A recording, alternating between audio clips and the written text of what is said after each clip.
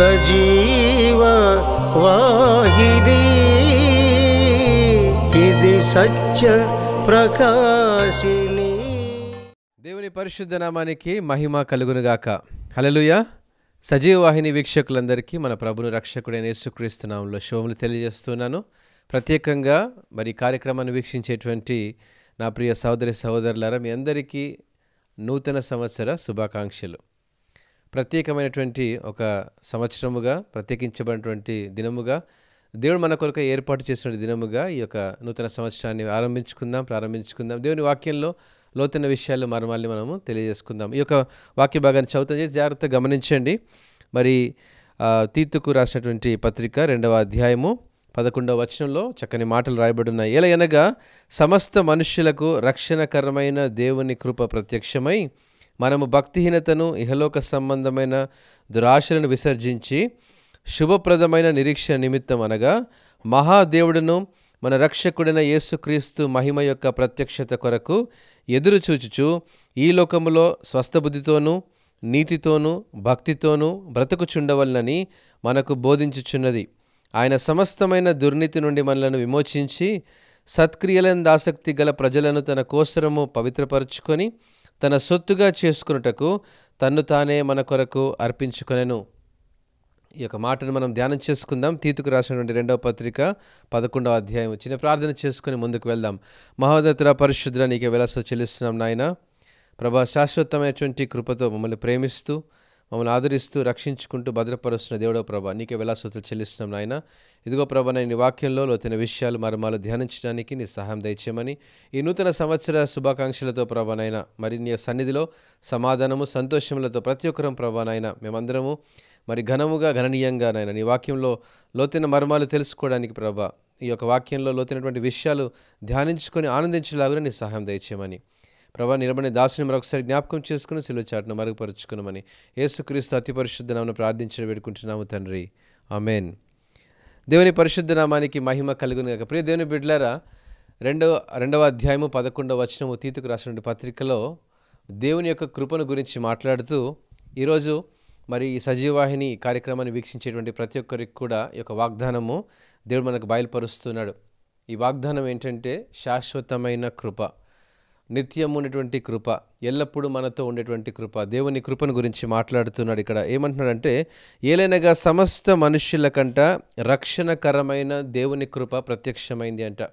ఈ కృప మన ఎడల ప్రత్యక్షమైందని, ఈ కృప మన జీవితాల్లో విస్తరించబడుతుందని, ఈ కృప మన జీవితాల్లో ఒక రూపావళి మార్పును తీసుకొని వస్తుందని దేవుని వాక్యం సెలవిస్తూ ఉంది.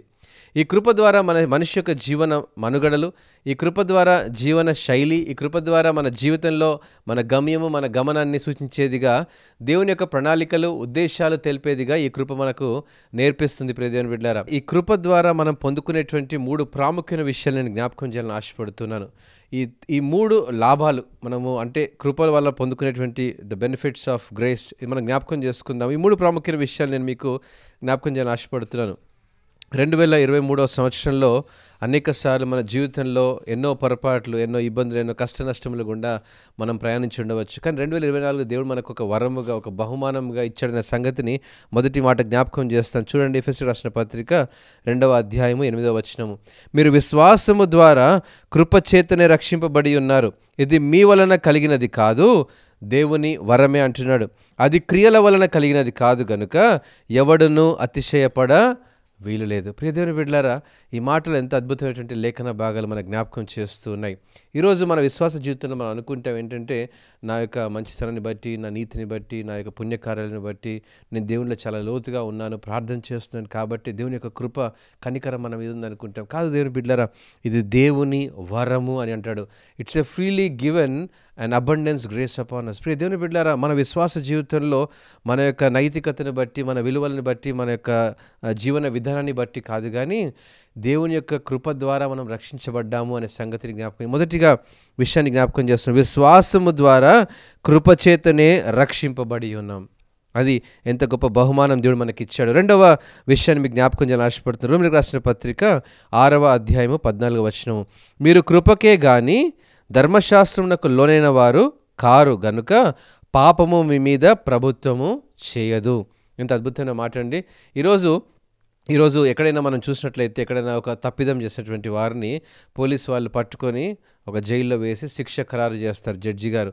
ఇతనికి పలానా శిక్ష వేయాలి అని. కొంతమందికి మరి కొన్ని రోజుల శిక్ష, కొన్ని నెలలు, లేకపోతే యావజ్జీవ కారాగార శిక్ష. అంటే ఏదైనా ఒక పొరపాటు చేసినందుకు, అంటే ఏదైనా ఒక మరి అన్యాయమైనటువంటి మరి విషయంలో వాళ్ళకు ఒక తీర్పును తీర్చేటువంటి క్రమాన్ని మనం చూస్తుంటాం. కానీ ఈ ఆధ్యాత్మిక జీవితంలో, ఆత్మీయ జీవితంలో కేవలం క్రైస్తవ విశ్వాసంలో వినూత్న అనుభవం అండి. ఇక్కడ ఏంటంటే ధర్మశాస్త్రమునకు మనము లోనైనటువంటి వారముగా మనం ఉన్నప్పుడు, మనము పాపమునకు దాసులముగా ఉన్నప్పుడు, లేదా పాపం వలన వచ్చు జీతం మరణమైనప్పుడు, లేదా పాపం వల్ల మన జీవితం ఎదుగో మరణానికి అప్పగించబడుతున్నప్పుడు, ఆ మరణాన్ని యేసుక్రీస్తు ప్రభువారు కల్వరి శిలువలో మన కొరకై తనకు తానే మరణించి ఆ మరణపు విజయాన్ని పొందుకున్నాడు. అందుకే ఆ విషయాన్ని జ్ఞాపకం చేస్తున్నాడు ఇక్కడ. మీరు కృపకే గాని ధర్మశాస్త్రమునకు లోనైన వారు కారు గనుక పాపము మీ మీద ప్రభుత్వం చేయదు. అంటే ఆ పాపం మనల్ని ప్రభుత్వం చేయదు అంటే అర్థం ఏంటి అంటే మనల్ని మరణం నుండి తప్పించి జీవములోనికి నడిపించేదిగా ఉంటుంది. ఆ యొక్క రెండవ మరణం నుంచి తప్పించి నిత్య రాజ్యములకు వారసులుగా చేస్తుంది. ప్రియ దేవుని బిడ్డలారా, అంతేకాదు ఈ లోకంలో మనం జీవిస్తున్నప్పుడు ఇదిగో లోకానుసారమైన జీవితంగా ఒకనాడు జీవించి ఉండవచ్చు, కానీ ఆ కృప మనల్ని ఏం చేస్తుంది? ఈరోజు ఆత్మానుసారమైనటువంటి జీవితంలోనికి నడిపించేదిగా ఉంటుందనే సంగతిని ఇక్కడ దేవుని వాక్యం సెలవిస్తాం. ప్రియ దేవుని బిడ్డలారా, మొదటిది ఆ కృప ద్వారా మనం రక్షించబడ్డాము. రెండవది కృప ద్వారా పాపం మనల్ని ప్రభావితం చేయకుండా మనం తప్పించబడ్డామనే సంగతిని జ్ఞాపకం చేస్తుంది. మూడవ ప్రాముఖ్యమైన విషయం చూద్దామండి. 2 కొరింథీ 12వ అధ్యాయము 9వ వచనం మనం చూద్దాం. నా కృప నీకు చాలును, బలహీనత యందు నా శక్తి పరిపూర్ణమగుచున్నదని ఆయన నాతో చెప్పెను. కాగా క్రీస్తు శక్తి నా మీద నిలిచియుండు నిమిత్తము విశేషముగా నా బలహీనతల యందే బహు సంతోషముగా అతిశయపడుదును. ఇక్కడ అపోస్తలుడైన పౌలు తన అనుభవాన్ని వివరిస్తున్నాడు. ఆ కృపను పొందుకున్న అనుభవాన్ని వివరిస్తున్నాడు. తన జీవితంలో ఎన్నో కష్ట నష్టముల గుండా వెళుతూ వచ్చాడు. ఎన్నోసార్లు సముద్ర మార్గంలో ఓడర్ బద్దలైనటువంటి సందర్భాలు, ఎన్నోసార్లు సముద్ర మార్గంలో తను మరి ఒంటరిగా జీవించినటువంటి సందర్భాలు, చీకటిగా ఉన్నటువంటి సందర్భాలు, మరి అనేక ప్రాంతాలకు వెళ్ళినప్పుడు రాళ్లతో కొట్టబడిన సందర్భాలు, అనేకసార్లు వ్యతిరేకత వచ్చిన సందర్భాలు, పరిచర్యలో అనేకసార్లు మరి ఒడిదుడుకులు వచ్చే సందర్భాలు, తన ప్రయాణాల్లో ఎన్నోసార్లు కష్ట నష్టముల గుండా వెళ్ళినటువంటి సందర్భాలు. అలాంటి పరిస్థితుల్లో కూడా తన శరీరంలో ఉన్నటువంటి ఎన్నో బాధల, వేద రుగ్మతల్లో కూడా అంటా ఉన్నాడు. ఇక్కడ దేవుడు అంటా ఉన్నాడు, నా కృప నీకు చాలును అంటా ఉన్నాడు. ప్రియ దేవుని బిడ్డలారా, 2023లో బహుశా నీకు ఏదైనా కష్టం ఉండవచ్చు, ఏదైనా నష్టం కలిగి ఉండవచ్చు, ఏదైనా ఇబ్బంది కలిగి ఉండవచ్చు, లేదా ఒకవేళ ఎవరైనా నువ్వు కోల్పోయి ఉండవచ్చు. ప్రియ దేవుని బిడ్డలారా, దేవుడు నీకు వాగ్దానం ఇస్తున్నాడు, నా కృప నీకు చాలును. My grace is sufficient for you అంటున్నాడు దేవుడు. ఆ కృప మన మీద ఉంది కాబట్టే, ఆయన కృప మన మీద ఉంది కాబట్టే ఆ కృప ద్వారా రక్షించుకుంటున్నాడంట. ఆ కృప ద్వారా పాపాన్ని విడుదల చేస్తున్నాడంట. ఆ కృప ద్వారా తన బిడ్డగా, తన సొత్తుగా, తన స్వకీయ సాంపాద్యముగా చేసుకుంటున్నాడు. అది కృపకున్నటువంటి గొప్ప బహుమానం, అది వరము అంటా ఉన్నాడు. ప్రియ దేవుని బిడ్డలారా, అదే వరాన్ని ఇక్కడ జ్ఞాపకం చేస్తున్నాడు. ఈ 3 ప్రాముఖ్యమైన విషయాలు దయచేసి జ్ఞాపకం చేసుకోండి. అందుకే తీతుకు రాసిన పత్రిక 2వ అధ్యాయం 11వ వచనంలో దేవుడు మనకి ఇది జ్ఞాపకం చేస్తున్నాడు. ఏంటంటే ఈ కృప సమస్త మనుష్యులకు రక్షణకరమైన దేవుని కృప. ప్రియ దేవుని బిడ్డలారా, ఈ యొక్క దేవుని యొక్క కృప మనందరికీ కూడా యేసుక్రీస్తు ప్రభు వారి ద్వారా అందరికీ అది వెల్లడి చేయబడుతుంది, విస్తరించబడుతుంది. ఆ కృప ద్వారానే మనం ఈరోజు జీవించగలుగుతున్నాం. ఆ కృప ద్వారా ఈరోజు మనం బ్రతకగలుగుతున్నాం. దేవుని కృప మన మీద ఉంది కాబట్టి ఈరోజు నీవు నేను ఇంకా సజీవ లెక్కలో మనం ఉన్నాం. గతించిపోయిన వారు మనకంటే మరి గొప్పవారు, మనకంటే శ్రేష్ఠులు అయినప్పటికీ కూడా అయోగ్యులం, అపాత్రమైనటువంటి మనల్ని కూడా దేవుడు ఇంకా ప్రేమిస్తూ మనల్ని ఇంకా నడిపిస్తున్నాడు. ప్రియ దేవుని బిడ్డలారా, దయచేసి జాగ్రత్తగా గమనించండి. అంటే ఉన్నాడు, మనుష్యులకు రక్షణకరమైన దేవుని కృప ప్రత్యక్షమైనప్పుడు, ఆ కృప ప్రత్యక్షమైనప్పుడు ఏమవుతుందంట, మనము భక్తిహీనతను, ఇహలోక సంబంధమైన దురాశను విసర్జించి శుభప్రదమైన నిరీక్షణ కొరకు మనము ఆ యొక్క ఆలోచనలు, తలంపులన్నీ కూడా ఆ నిరీక్షణ విషయంలో మన తలంపులు ఏంటండి, దేవుని కృప మన మీద ఉంది అని ఎప్పుడైతే నిర్ధారణ కలుగుతుందో, దేవుని కృప నా మీద ఉంది అని ఎప్పుడైతే ఆలోచనలు కలుగుతాయో, అప్పుడు ఏమవుతుందంట, భక్తిహీనత నుంచి దూరం అయిపోతామంట, లోక సంబంధమైన ఆశల నుంచి దూరం అయిపోతాం, పాపానికి దాసులముగా కాదు, పాపానికి ఎన్నడూ కూడా ఇంకా బానిసలము కాకుండా విడుదల పొందుకునేటువంటి రక్షణ అనుభవంలోనికి దేవుడు తీసుకుని వెళ్తాడు. అది కృపకుండేటువంటి గొప్ప బహుమానము, వరము. ప్రియ దేవుని బిడ్డలారా, అది మనకు ఉచితంగా ఇచ్చాడు యేసుక్రీస్తు ప్రభువులో. అటువంటి కృపను మనం పొందుకున్నప్పుడు శుభప్రదమైన నిరీక్షణ నిమిత్తం, అనగా మహాదేవుడును మన రక్షకుడైన యేసుక్రీస్తు మహిమ యొక్క ప్రత్యక్షత. Revolution of Christ. ఈరోజు అంత్య దినాల్లో మనం ఉన్నాం. దేవుని రాకడ సమీపముగా ఉంది. మన జీవితంలో దేవుని యొక్క చిత్తం ఏంటి, ఆయన ప్రణాళిక ఏంటి, ఎందుకు ఈ లోకంలో మనము జీవించగలుగుతున్నాం, ఎందుకు ఇంకా సజీవ లెక్కలో ఉన్నాము, ఎందుకు ఆయన ప్రణాళికలు ఏంటి, ఆయన చిత్తం ఏంటి, ఆయన ఉద్దేశం ఏంటి తెలుసుకోవడమే ఆ ప్రత్యక్షత. ఆ ప్రత్యక్షత ఎప్పుడైతే మనం కలుగుతామో దేవుడు ఆయన ఆలోచనలు, ఆయన తలంపులు, ఆయన ఉద్దేశాలు, ఆయన యొక్క మరి నడిపింపు కూడా దేవుడు మనకు బయలుపరిచేటువంటి వాడుగా ఉంటాడు. ప్రియ దేవుని బిడ్డలారా, 2024 సంవత్సరంలో ఒక వినూత్నమైనటువంటి అనుభవాలు కావాలి, ఒక రూపవళి మార్పు కావాలి, ఒక నూతనమైనటువంటి తలంపులుగా, ఆలోచనలుగా, దిశలుగా, ఒక నూతనమైనటువంటి మరి ఒక అభ్యాసాన్ని మనం లిఖితం చేయగలగాలి మన జీవితంలో. అదే దాని గురించి మాట్లాడుతున్నాడు ఇక్కడ. ఆయన మహిమ యొక్క ప్రత్యక్షత కొరకు ఎదురు చూసేటువంటి వారికే దేవుడు తన కృపను ఇంకా విస్తరించబోతూ ఉన్నాడు. ప్రియదేవుని బిడ్డలారా, ఏదో నామకార్థపు క్రైస్తవ విశ్వాసంలో కనుక జీవిస్తున్నట్లయితే ఎటువంటి ప్రయోజనం లేదు. ప్రియదేవుని బిడ్డలారా, అటు మనము మరి వెచ్చగాను అట్లేకపోతే చల్లగాను ఉండాలి. నులివెచ్చగా ఉన్నట్లయితే నీ మీద ఉమ్ము వేస్తానని దేవుడు అంత్య దినాల్లో సంఘముతో మాట్లాడుతూ ఉన్నాడు. అటువంటి లేఖన భాగాలు మనం చదువుతున్నప్పుడు ఒకసారి గమనించుకోవాలి. మన విశ్వాస జీవితంలో అనేక సార్లు వెనకంజ వేసిన సందర్భాలు, అనేక సార్లు ఎన్నో తీర్మానాలు తీసుకుంటాము. న్యూ ఇయర్ అనగానే రిజల్యూషన్స్లో ఉంటాం కదండి. నేను అది చేయాలి, ఇది చేయాలి. ఒక నెల 2 నెలల తర్వాత అది అక్కడికే అయిపోతుంది. కానీ దేవుని బిడ్డలారా, ఒక కన్సిస్టెన్సీ, ఒక నిలకడ, నిశ్చితతో కూడినటువంటి నిలకడ ఎలా ఉండాలంట? శుభప్రదమైన నిరీక్షణ కొరకు మనము ఎదురు చూసేటువంటి వారంగా ఉండాలి. ఆయన రాకడ కొరకు ఎదురు చూడాలి. ఆ నిరీక్షణ కొరకు వేగిరపడాలి. యేసుక్రీస్తు యొక్క ప్రత్యక్షత కొరకు మనము మన ఆలోచనలు, మన తలంపులు మనం కలిగి ఉండాలి. నామకార్థపు విశ్వాసంలో ఇవన్నీ అసాధ్యం. లోతైనటువంటి విశ్వాస జీవితంలో లోతైనటువంటి అనుభవాలు, లోతైనటువంటి దేవుని యొక్క మర్మాలు తెలుసుకోవాలి అంటే విశ్వాస జీవితంలో ఎంత లోతుగా వెళ్తే అంత ఉన్నతమైనటువంటి స్థితిలోనికి దేవుడు నడిపిస్తాడు. ప్రియ దేవుని బిడ్డలారా, కాబట్టి ఈరోజు ఈ వాక్యాన్ని మనం జ్ఞాపకం చేసుకుందాం. మహాదేవుడును మన రక్షకుడైన యేసుక్రీస్తు మహిమ యొక్క ప్రత్యక్షత కొరకు ఎదురు చూచుచు ఏం చేయాలంట? ఈ లోకములో స్వస్థ బుద్ధితోనూ, నీతితోనూ, భక్తితోనూ బ్రతుకుచుండవలనని ఆ యొక్క కృప మనల్ని ఈరోజు నేర్పించి బోధిస్తుంది.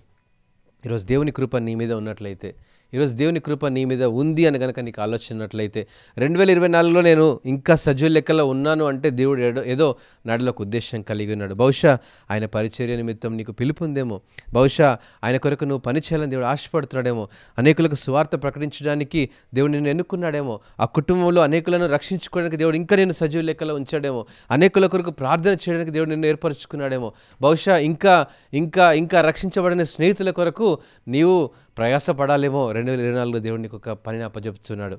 2024లో ఆయన ప్రణాళిక ఏంటి, ఆయన ఉద్దేశం ఏంటి, అవి తెలుసుకొని మనం జీవించేటువంటి వారంగా ఉండాలి. ఒకవేళ ఆయన ఉద్దేశాలు, ఆయన తలంపులు లేకపోతే ఇదిగో లోకస్తుల వలె మనం ఇంక లోకంలో పుడతారు, మరణిస్తూనే ఉంటారు, లోకాన్ని విడిచిపెట్టి వెళ్ళిపోతూనే ఉంటారు.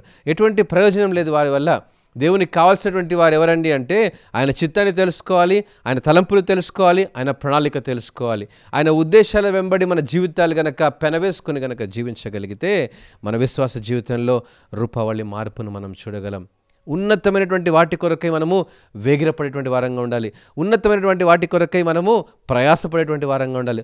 ఉన్నతమైన వాటి కొరకై మన దృష్టి కేంద్రీకరించేటువంటి వారంగా ఉండాలి. అదే యేసుక్రీస్తు యొక్క ప్రత్యక్షత, రెవల్యూషన్స్, దర్శనాలు. దేవుని యొక్క కృప ద్వారానే అవి మనకు బయలుపరచబడతాయి. ఆయన కృప ద్వారానే మనకు అవి అన్నీ కూడా రుజువు చేయబడతాయి. దేవుడు తన యొక్క ప్రణాళికలు ఏం చేయబోతున్నాడు, ఏం చేయాలనుకుంటున్నాడు, ఈ యొక్క జనవరి 1వ తారీఖు నుండి మరలా జనవరి 1వ తారీఖు 2025 వచ్చేలోపు ఈ 365 రోజులు ఆయన ఉద్దేశాలు ఎలా నెరవేర్చబోతున్నాడు, ఆయన తలంపులు ఎలా ఎగ్జిక్యూట్ చేయాలనుకుంటున్నాడు మన లైఫ్లో, ఇవన్నీ కూడా దేవుడు ముందుగానే బయలుపరుస్తాడు. ప్రియమైన బిడ్డలారా, మన దేవుడు అబద్ధం ఆడనేటువంటి దేవుడు. ఆయన ఒకసారి బయలుపరిచాడు అంటే, ఆయన ఒకసారి చూపించాడు అంటే ఆ ప్రణాళికల వెంబడి ప్రణాళికలు ముందుకు వెళ్తాయి. కాబట్టి అటువంటి ఆలోచన తలంపులు మనం కలిగి ఉండాలి. ఇది క్రైస్తవ విశ్వాసంలో ఒక వినూత్నమైనటువంటి అనుభవం. ఈ ప్రత్యక్షత అనేది ఎప్పుడైతే మనం మోకరించి దేవుని సన్నిధిలో కనిపెట్టుకొని ప్రార్థన చేసి, ప్రభువా నీ యొక్క దర్శనాలు చూపించి ప్రభువా, రుజువు చేయి ప్రభువా, నేను నడిపించి ప్రభువా, నీ చిత్తాన్ని బయలుపరచు ప్రభువా అని అడిగినప్పుడు నీ విశ్వాస జీవితంలో దేవుడు నన్ను నేర్పిస్తాడు. ఎక్కడ ఉద్యోగం చేయాలి, ఏ వ్యాపారం చేయాలి, ఎక్కడ చదువుకోవాలి, ఏ కాలేజ్కి వెళ్ళాలి, ఎవరిని వివాహం చేసుకోవాలి, దేని కొరకై నీ యొక్క ప్రణాళికలు సిద్ధపడున్నాయి, దేవుడు సమస్తాన్ని సమకూర్చేటువంటి వాడుగా ఉంటాడు. ప్రియ దేవుని బిడ్డలారా, అది క్రైస్తవ విశ్వాసంలో ఈరోజు నీవు నేను నేర్చుకునేటువంటి ఒక చక్కని విశ్వాస పాఠం ఇది. ఈరోజు మన విశ్వాస జీవితాన్ని క్రీస్తుతో, ఆ కృపతో మనము పెనవేసుకొని కనుక జీవించినట్లయితే ఆయన కృప ఏం చేస్తుంది? మన ఎడల అది ఎగ్జిక్యూట్ చేస్తుందండి. అదే అంత్య దినములలో మన కొరకై ఆయన రక్షణకరమైనటువంటి దేవుని కృప ప్రత్యక్షమైంది. అది యేసుక్రీస్తు ప్రభు ద్వారా ప్రత్యక్షమైంది. క్రీస్తును కలిగినటువంటి జీవితాలుగా ఈరోజు 2024 సంవత్సరము జనవరి 1వ తారీఖున ఈ వాక్యాన్ని వినగలుగుతున్నావంటే ఈరోజు దేవుడు నిన్ను ప్రేమిస్తున్నాడని. God has chosen you, God has encounter you. ఎన్నోసార్లు దేవుడు నిన్ను దర్శనం ఇచ్చాడు, ఎన్నోసార్లు నిన్ను దర్శించుకున్నాడు, ఎన్నోసార్లు నిన్ను చూశాడు, ఎన్నోసార్లు నిన్ను పిలుచుకున్నాడు. కానీ అనేక సార్లు పెడచెవి పెట్టినటువంటి సందర్భాలు ఉంటాయి. ఇంకా రక్షించబడకుండా, ఇంకా రక్షణ తీర్మానం లేకుండా ఇదిగో రోజులు గడిచిపోతూనే ఉన్నాయి. ప్రియ దేవుని బిడ్డలారా, ఒకవేళ ఈరోజు ఈ రాత్రి కాల సమయంలో, ఈ మధ్యాహ్న కాల సమయంలో, ఉదయకాల సమయంలో ఒకవేళ ఈ యొక్క ప్రాంతాన్ని, ఈ యొక్క స్థలాన్ని, లేకపోతే ఈ యొక్క భూమిని వదిలిపెట్టి వెళ్ళిపోవాల్సి వస్తే నీ పరిస్థితి ఏంటి? ఒకసారి ప్రశ్న వేసుకున్నావా? ఈ లోకాన్ని విడిచిపెట్టి వెళ్ళిపోతే నా పరిస్థితి ఏంటని ఒకసారి ప్రశ్న వేసుకున్నావా? జాగ్రత్తగా ఆలోచించినట్లయితే ఇంకా దేవుడిని సజీవ లెక్కలో ఉంచాడు అంటే ఆయన కొరకు నువ్వు ఇంకా జీవించాలనేటువంటి తలంపు కలిగి ఉన్నాడు. ఆయన దగ్గరికి రావాలని, అసిలు దగ్గరికి రావాలని ప్రాధేయపడుతున్నాడు. ప్రతి దినము నీ కొరకు, నా కొరకు ఆయన విజ్ఞాపన చేస్తున్నాడు. తండ్రితో ఇంకొక దినం ఉండని అని. అనేక సార్లు ప్రతిరోజు మనకు దేవుడు ఆయుష్ను ఒక కిరీటముగా, మన కొరకే ఒక బహుమానముగా, వరముగా దేవుడు ఇస్తున్నాడు. ఒకవేళ ఆలోచన చేయండి, దేవునికి అయిష్టంగా జీవించినట్లయితే, ధర్మశాస్త్రమునకు లోనటువంటి వారు గనక పాపము ఒకవేళ మన మీద ప్రభుత్వం గనక చేసినట్లయితే, పాపం వల్ల వచ్చు జీతం ఏంటి? మరణానికి అప్పగించేటువంటి వాళ్ళం. ఇంకా మరణం మన దగ్గరికి రాకుండా, ఇంకా మనల్ని దేవుడు సజీవ లెక్కలో ఉంచాడు అంటే ఏంటంటే, ఆ యొక్క పాపము నుంచి విడుదల చేసి మనల్ని ఆ కృప ద్వారా రక్షించుకోవాలి అని. ప్రియ దేవుని బిడ్డలారా, ఈ యొక్క మాటలు మనం వినగలుగుతున్నాము అంటే దేవుని యొక్క కృప అనేటువంటి వరం మనం అందరి మీద ఉంది. 2024 మీ అందరికీ ఆశీర్వాదకరంగా ఉండేలాగున, మీ అందరికీ ఒక బ్లెస్సింగ్గా ఉండేలాగున ఒక చక్కని ప్రార్థన చేసుకుందాం. ఒక తీర్మానంతో ఒక అడుగులు ముందు వేద్దాం. ప్రభా, నీ కొరకై నేను కట్టుబడి జీవించగలుగుతాను, నీ కొరకై విశ్వాస ప్రణాళికలో నేను అడుగులు ముందుకు వేస్తాను, నీ కొరకై నేను నా జీవితంలో ఇదిగో వెనుకంజ వేయకుండా ఒక తీర్మానంతో అడుగులు ముందుకు వేస్తాను. ప్రార్థనలో వెనుకంజ వేయకుండా, వాక్యంలో వెనుకంజ వేయకుండా, నీ సన్నిధిని త్రోసి వేయకుండా నిలకడగా నీ సన్నిధిలో ఉంటాను ఒక తీర్మానంతో అడుగులు ముందుకు వేద్దాం. ప్రియ దేవుని బిడ్డలారా, ఆశీర్వాదాలు వెంబడి ఆశీర్వాదాలని మనం చూడగలుగుతాం. అట్టి ప్రార్థన చేసుకుందాం. తలలు వంచి దేని వైపు చూద్దాం. మహోన్నతుడ, పరిశుద్ధుడ, నీకే వేలాస్వత చెల్లిస్తున్నాం నాయన. ఇచ్చిన వాక్యాన్ని ప్రభానైనా మీరు దీవించండి, అలవంతులు ఫలింపజేయండి. ప్రభు, ఎవరైతే వాక్యాన్ని విన్నారో ప్రభానైనా మెండుగా మీరు దీవించండి, ఆస్వాదించండి ప్రభానైనా. ఏ వాగ్దానాలు అయితే మీరు వారు పొందుకున్నారో ప్రభా, ఏ తీర్మానాలు అయితే తీసుకున్నారో ప్రభానైనా, ప్రతి ఒక్క ఆశీర్వాదాలకు కారకులుగా ప్రభా ఆ బిడ్డలను మీరు చేయమని అడుగుచున్నాం. నీ సన్నిధి కాంతిని ప్రభా బిడ్డల మీద ఉంచి నడిపించి ప్రభానైనా, నీ యొక్క సన్నిధిలో ప్రతి ఒక్కరు ప్రభానైనా వారి కుటుంబాలను మీరు దీవించి ఆస్వాదించమని ప్రభా, నూతన సంవత్సరాన్ని ప్రభా నూతనమైన సంతోషాలతో, నూతనమైన దీవెనలతో, నూతన ఆశీర్వాదాలతో నడిపించమని యేసుక్రీస్తు అతి పరిశుద్ధ నామమున ప్రార్థించి వేడుకుంటున్నాము తండ్రి, ఆమేన్. మన ప్రభుని రక్షకుడు యేసుక్రీస్తు కృప, తండ్రి దేవుని యొక్క ప్రేమ, పరిశుద్ధాత్మ యొక్క అన్యోన్య సహవాసము ఇప్పుడును ఎల్లప్పుడూ సదాకాలము తోడై ఉండి కాపాడును గాక.